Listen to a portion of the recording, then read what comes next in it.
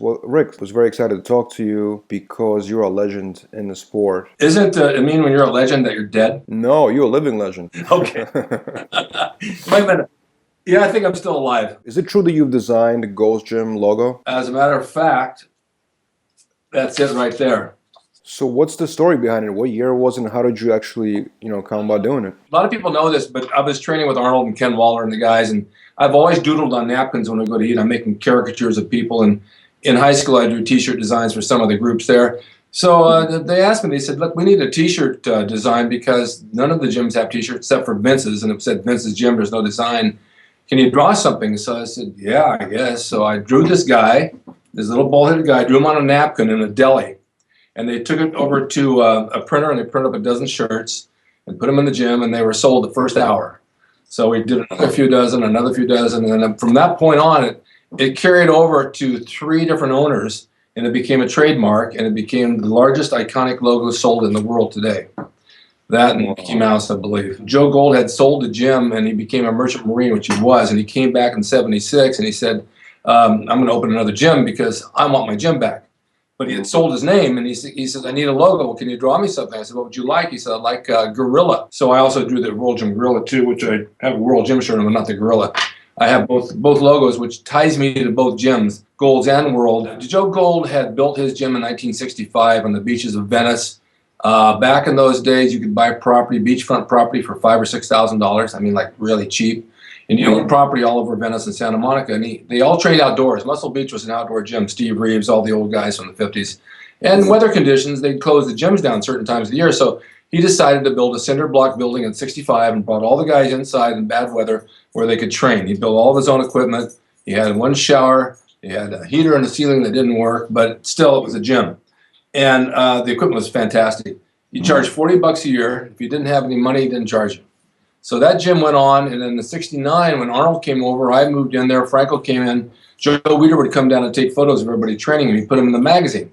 People around the world would see this magazine, and they'd see the gym, Gold's Gym, where all the champions trained, and thought, well, this has got to be the place to go. Not realizing it was probably no more than 2,000 or 3,000 square feet building.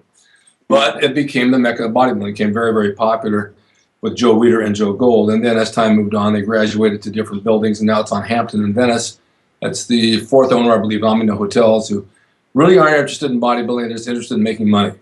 And the gym has changed. And the funny thing is, I was down at Gold's this Sunday and the Sunday before to take my girlfriend to LAX, and I stopped by just to say hi. None of the people are there anymore. It's all new group, all young group.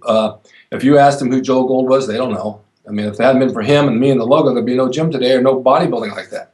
So it's kind of funny how things evolve and things become forgotten after a while. Do you have like a craziest story from Gold's Gym in that time period? Well, a lot of things stick in my mind. The thing is that was a man's gym. It was all men because women didn't go to a bodybuilding gym. They went to like a spa like Jack LaLanne. There were a couple of women that joined the gym. They trained with the guys. The problem being is he only had one bathroom. He had one shower and one toilet. So if the woman wanted to shower, they had to shower in the men's shower. So there would be times I'd be in the shower showering, and then someone would turn around and say, can you hand me the soap? Because he kept soap in the dishes. And it'd be a girl. But they handed her the soap. Or they'd be using the toilet without a door on it. I mean, this is it. We got used to it. It wasn't a big deal because the '70s was kind of like that. You had a sauna down below, and some guys would pick girls off the street and they bring them in and do them in the sauna while you're sitting in there. It was a strange lifestyle, but that's Venice Beach in the '70s. That's just how it was. No one ever thought any different. So, Rick, you've been involved in professional wrestling and bodybuilding in your career. Yeah. Why do you think professional wrestling became so hugely popular and bodybuilding is still such a niche sport? Well, bodybuilding is popular. I mean, it's around the world. Everybody's involved in that. Wrestling, and I'll tell you why, because bodybuilding is not publicly known on TV like a network, for example. Wrestling was not either. When I got into wrestling, I was looked on as a freak in my hometown. Why would you want to do a thing like that? We're all farmers and we sell cars and we work in oil fields. But I was a guitarist in the band, and I had a good deal with Capitol Records. I knew entertainment was what I wanted. So I was training for bodybuilding, but I also trained for wrestling in '65 because it's just a different thing. So I made the TV, I made Channel 5, I made Channel 13. I was seen in Hollywood. Because of that, I was asked to do movies and commercials because I was seen on TV. Not because of bodybuilding, because of wrestling. But the fact that I was a bodybuilder, it lent itself to the fact I was in good shape. Now, I believe it was in the '80s, Vince McMahon took over WWE, which was originally NWA from his dad, passed away, and he was able to get Hulk Hogan and Cyndi Lauper on Saturday Night Live, national TV show on Saturday night. They became popular. He was able to work his way in once a month and run wrestling on that time slot, which became worldwide. So all of these smaller federations of wrestling started to bow out because they couldn't compete with the national level of wrestling, and they couldn't get Hulk Hogan. Once that took off and it became a national thing on TV like it is now, the popularity just went to the top because of the exposure. You don't see anything about bodybuilding on TV, and so it's not going to rise like wrestling did. You know, unless somebody had a national bodybuilding network, but what are you going to do with sets and reps 24/7? You know, you have to have the conflicts that they have on wrestling, good versus evil, and bodybuilding, you don't have that. Now, Rick, what do you think about the popularity of such guys like C.C. Fletcher, Rich Piana? Well, Rich is a really good friend of mine. I've known him for 30 years. I know his mother. I know him when I got him on a commercial with me one day. We did a Dr. Pepper commercial before he had any tattoos, and they wanted a wrestler. And there was all these guys in the waiting room. I said, come in with me, Rich. I'll show you a couple of holds. We'll go through it. We'll both book the spot. And we did. So we did the commercial, and then we did something else together, and then something else. And then he started going extreme with what he's doing now. He's got a method to his madness, and he's creating an audience, a huge audience, because he's so abnormal, the tattoos and the thickness of the muscle and all that. He's got followers, and he knows he's capitalizing on it. I don't think it's going to go forever. I think he's going to end up hurting himself because he's getting too big, and he's gained another 20, 30 pounds. He's over 300. It's not healthy on the heart. Something's going to give. Something has to give. You blow something up big enough, something's going to bust. But that's how he promotes himself. He can't compete anymore. He can't even do TV commercials anymore because of the tattoos. They're not going to hire him. I guess what I'm trying to say is the guys that have personality, oftentimes they have more following than necessarily like the people that are on the top of the sport. You know what I'm saying? No question about it. Take a look in your own friends and who has the personality, who's getting all the girls, and who's having a good time because they have a personality. Take a look at bodybuilding back in the 70s. Why did Arnold get as far as he did? Because he had charisma. He had a personality, knew how to talk to people. Frank Zane didn't. Frank Zane was deadpan, didn't talk to anybody. So therefore, he never got anything. And today he's bitter about it. He just didn't project himself. Arnold was friends with everybody. He knew how to work his way in. This guy comes from a foreign country. He becomes the best bodybuilder in the world. He becomes the biggest box office, and he becomes the governor of California. Why? Because he's got a personality, and he's smart. So that's what it takes. People try to follow, so I want to be like Arnold. Well, being big like Arnold isn't the answer, but being smart like Arnold and having the charisma is what the answer is. And so many guys don't. They depend on their body to be their calling card.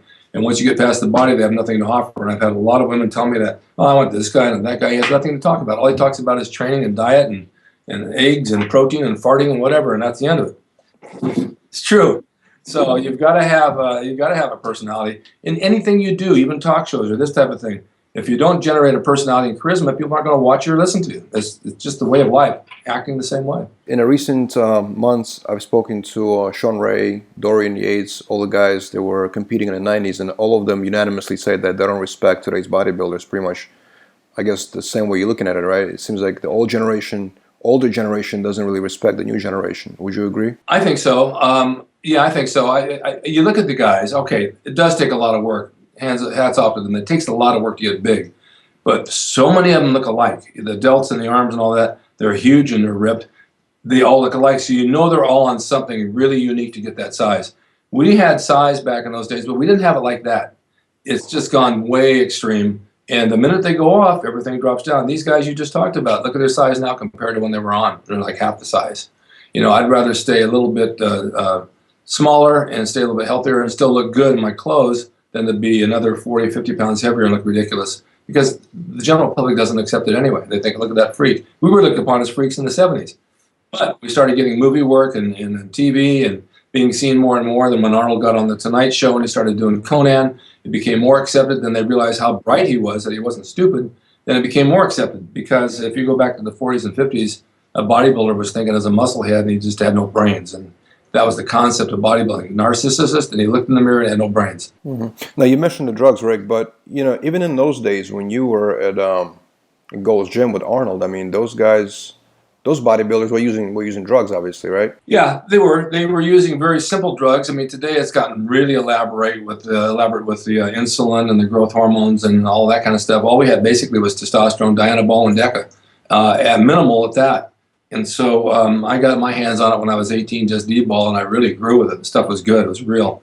But today there's so much fake, bogus stuff that when you inject something in your body, it could be salad oil. You don't even know. You're paying a guy for something. You say, oh, it's great. And then you inject something wrong and you get sick from it. So I'm not big on that. Also, you have to realize, you know, we all go through life and we grow up a little bit as we mature, we hope. And now looking back on things that I had done, I never was extreme on anything, but today I definitely wouldn't be, because I go to a cardiologist, I get physicals, I know I'm in good health. There's always an issue of something with your heart, and I've heard of so many of my friends dying lately from heart attacks that it scares me when I think of what they're putting in their body, that they don't think about the outcome. It could have a bad heart. Anything could happen. So you got to be a little cautious about what you do. Just to be big is not the answer. To be in shape and look healthy and look good, that's the answer. Now, Rick, what do you think about this weird thing that's happening now, which is use of Synthol or some kind of oil that people inject in themselves to basically build fake muscle? I don't know what that is even. What do you think about that? There's guys in my gym that use it. There's one in particular. He injects his traps, his delts, his bicep, tricep, everywhere he can. And all of a sudden, he comes to the gym and he's sick. He's got a bad infection. He has an abscess, and it started to fester in his arm, and it was oozing pus all over the machines and all over the floor. He injected this stuff, and it got infected. Went to the doctor. He almost died. They said, no more. You can't do this anymore. Put him on antibiotics, and now he's off of it. So you've got to be careful, because it's a fat, well, it's a thick oil that goes into the muscle, and it just blows out like a balloon would. But as it dissipates and comes down, it's got to go somewhere. So it's going to go through your bloodstream. What if it goes through your bloodstream and clogs your heart? You get a clot or something like that from this stuff. People don't think about the side effects. Going up is one thing, coming down is another. So it's not the most pleasing thing, and it doesn't look great. I mean, I see guys, they have big biceps and triceps, small forearms, or they do a delt, but they forget another body part. If you take one thing and make it too big, everything else has to go along with it. So pretty soon you're injecting everything. You can't just inject one body part and say, okay, I'm fine, because they're not satisfied with that. I hear you. Now, Rick, thank you so much, sir. I really appreciate it. It was great talking to you, Rick. Thank you. Can I just plug one thing? What's that? I want to plug my website, ricdrasin.com. Absolutely. And my show, Rick's Corner, which has a lot of legends of bodybuilding. I have a lot of people on. I shoot 2 to 3 shows a week. I have the Original Goals gym t-shirts for sale with my signature at ricdrasinoriginals.com. I also have 4 new designs on bodybuilding.com. And if you go to my website, you'll see what I have for sale along with the logo as well. So that's how you find me. And also on my Facebook. Go there and sign me on. You know, YouTube has kind of given us that platform. It's like, you don't have to be on MTV right now. You can just be yourself and start your own show, put it on YouTube, you know, and it'll get out there. And, you know, I just started saying the things that were on my mind. And, you know, I would talk to other coaches and trainers and stuff at the gym. They were like, you know, you should put these like on video. And I was like, nobody's going to watch these things. They don't care, you know. And I did a couple, and then it really started to blow up. And